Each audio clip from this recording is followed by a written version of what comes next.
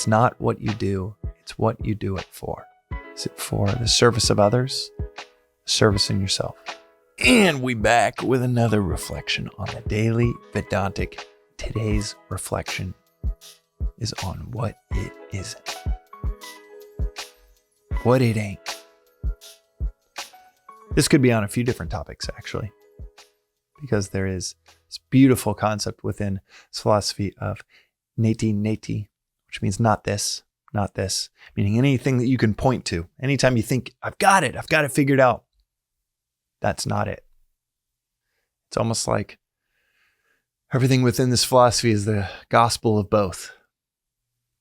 You need both renunciation, but you also need action. You need contemplation, reflection, but you also need service.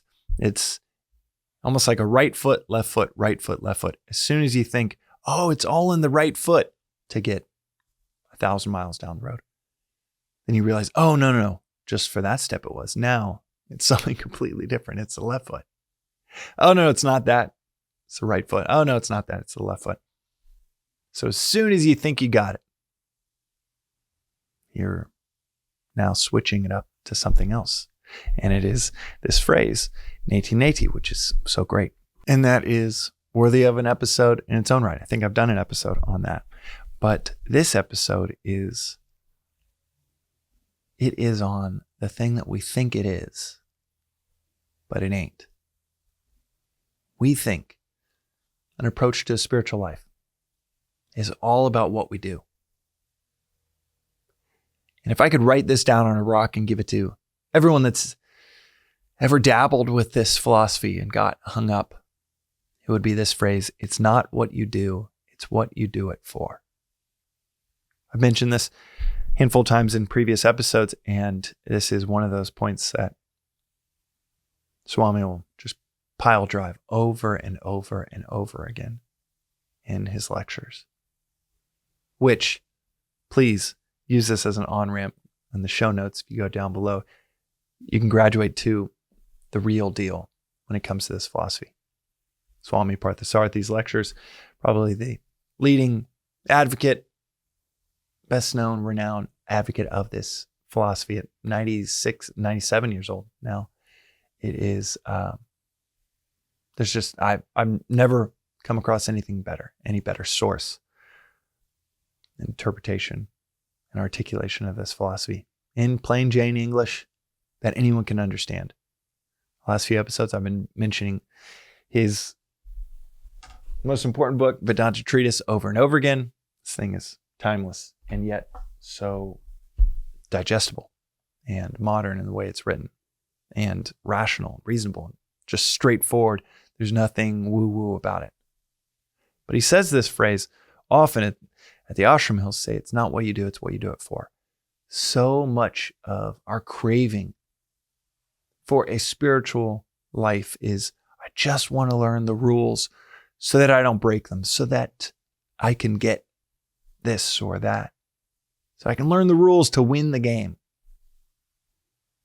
And so much of learning the rules of the game, like learning basketball or tennis or chess, is then, okay, it's about how I act, what I do within these rules. Of course, it's about making that shot.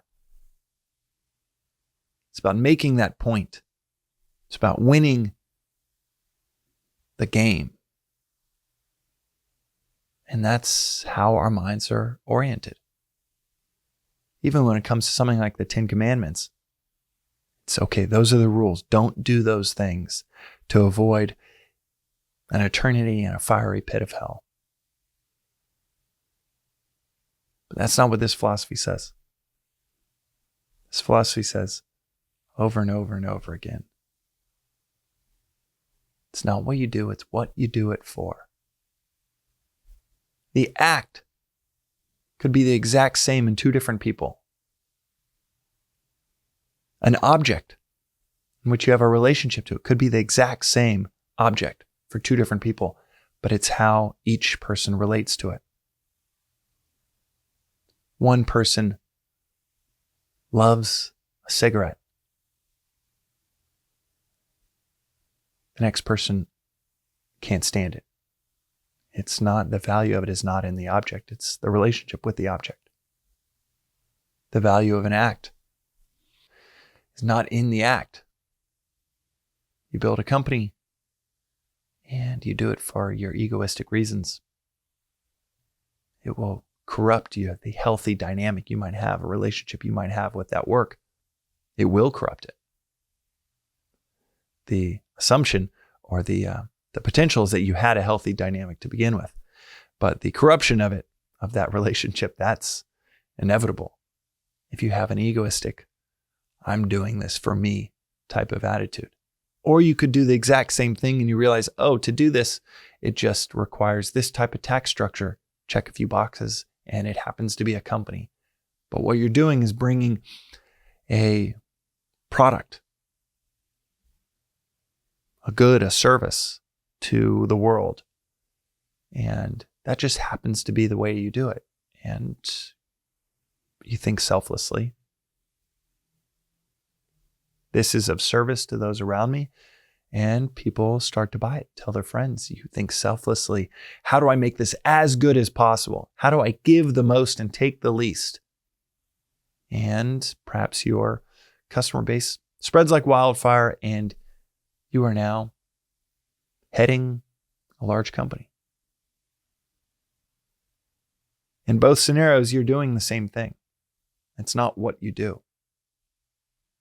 But your inner peace, your inner prosperity has everything to do with what you're doing it for. In the Friday sessions with folks here in Venice, the question will come up over and over and over again.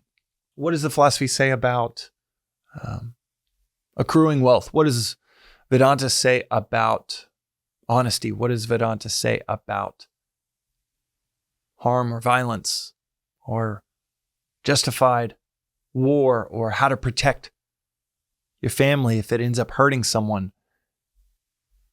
What does the philosophy say about getting married? What does the philosophy say about getting divorced? And it always goes back to something that I wish I could write on a rock. It's not what you do.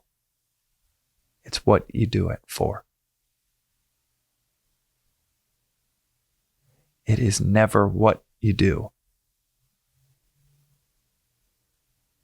It is always, what are you doing it for? Is it for the higher or for the lower? Is it for the service of others, service in yourself? It's not what you do, it's what you do it for. And that is today's reflection on the Daily Vedantic. We'll see you next time, you dirty Vedantans.